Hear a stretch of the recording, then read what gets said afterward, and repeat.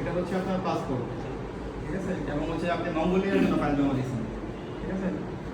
So এটা হচ্ছে ভাইয়ের পাসপোর্ট, বেশি দেখানো যাবে না। এবং আপনি 20,000 টাকা জমা দিয়েছেন, যে এটা হচ্ছে তার মানি রিসিপ্ট, এখানে মানি রিসিপ্ট ক্লোজ করবো না, 20,000 টাকা লেখা আছে, আমাদের কোম্পানির নাম লেখা আছে। যদি কাজ না করতে পারি তাহলে আপনি এটা জমা দিবেন আর টাকা নিয়ে যাবেন, ঠিক আছে। আপনার কাছে রাখছি হচ্ছে আমরা ছবি রাখছি এবং আপনার পাসপোর্ট রাখছি এবং হচ্ছে যে এনআইডি কার্ডের কপি রাখছি। সময় নিচ্ছে কতদিন? 4 মাস সময় নিচ্ছে আপনার কাছ থেকে। 4 মাসের ভিতরে যদি কাজ না হয় সেক্ষেত্রে হচ্ছে যে আপনি আপনার পাসপোর্ট, টাকা সব কিছু ব্যাক নিয়ে যাবেন। এবং ভিসা আসবে, ভিসা আসার পরে ভিসা আগে দিয়ে দিব, ভিসা চেক করে দেখবেন যে অথেন্টিক আছে কিনা, ঠিক আছে। এবং ভিসা অথেন্টিক থাকলে, মানে ভিসা অরিজিনাল থাকলে 2 লাখ টাকা পে করবেন, ঠিক আছে। 2 লাখ টাকা পে করবেন এবং হচ্ছে যে আমরা যেটা বলছি আপনাকে 2,30,000 টাকা আপনি সাথে নিয়ে ফ্লাইট করবেন। এটা হতে পারে আপনার সাথে করে নিয়ে যাওয়া লাগতে পারে, কিন্তু ওইখানে গিয়ে দিবেন, এর আগে দেওয়া লাগবে না। আপনি সাথে করে নিয়ে ওই জায়গাতে দিবেন, অথবা হচ্ছে যে কারো কাছে রেখে যাবেন, ওইখানে গিয়ে তারপরে দিবেন। এই দুইটার একটা হতে পারে। এমনও হতে পারে যে আপনার সাথে করে নিয়ে যাওয়া লাগতে পারে ডলার করে, এমন হতে পারে যে আপনি কারো কাছে রেখে যাবেন, ওইখানে পৌঁছালে দিয়ে দিবেন। কোনো আপত্তি আছে?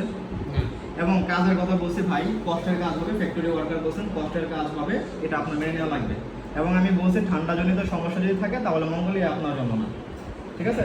এবং আপনি যেটা আমাকে বললেন, যদি ট্যুরিস্ট ভিসা হয়, অনেকে তো ট্যুরিস্ট ভিসা দিয়ে পাঠায় যে 3 মাসের মেয়াদের, এমন যদি কোনো কিছু হয় তাহলে এটা সম্পূর্ণ দায়ভার আমি নেব। এই যে আমি ভিডিওর মাধ্যমে বলতেছি যে ট্যুরিস্ট ভিসার মাধ্যমে যদি আমি আপনাকে পাঠাই তাহলে আপনি যে কোনো মানে অ্যাকশন নেবেন আমার বিরুদ্ধে, এবং আমিও আপনার সাথেই সম্মতি জানাবো। সো এটাতে ম্যান পাওয়ার হবে বাংলাদেশ থেকে, এবং হচ্ছে যে আপনার ওয়ার্ক পারমিট হবে, তারপর হচ্ছে যে আপনি এগ্রিমেন্টে সাইন করে তারপর আপনি ফ্লাইট সম্পূর্ণ করবেন।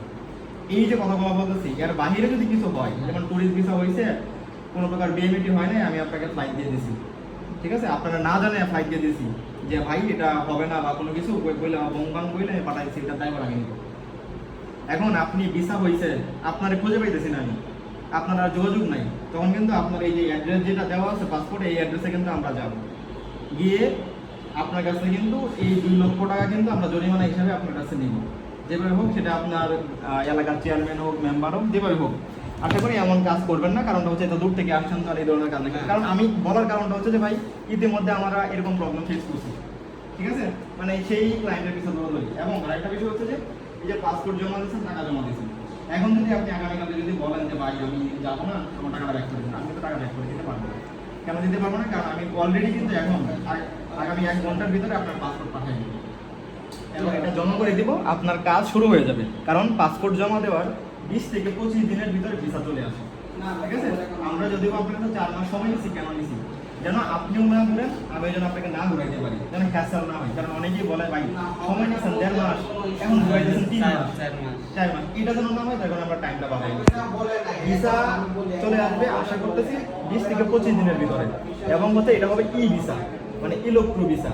পাসপোর্টে কিন্তু সিল করবেন, এটা হবে হচ্ছে আপনাকে এরকম পেপারসে দিব আমরা এবং পিডিএফ দিয়ে দিব, আপনি অনলাইনে চেক করে নেবেন, ঠিক আছে। ই ভিসা হবে এবং হচ্ছে যে আপনার ফ্লাইট সম্পূর্ণ করা লাগবে। আর যদি কোনো অপিনিয়ন থাকে আপনাদের ভাই এইটা না ওইটা আমি ওইরকম চাচ্ছি, আপনি বলেন। এই যে ওয়ান ক্যামেরা সমস্যা নাই, ফ্যাক্টরি যেটা কাজ ভালো হবে ওইটাতেই তো যেতে হবে, কষ্ট হইলে আর কি করার।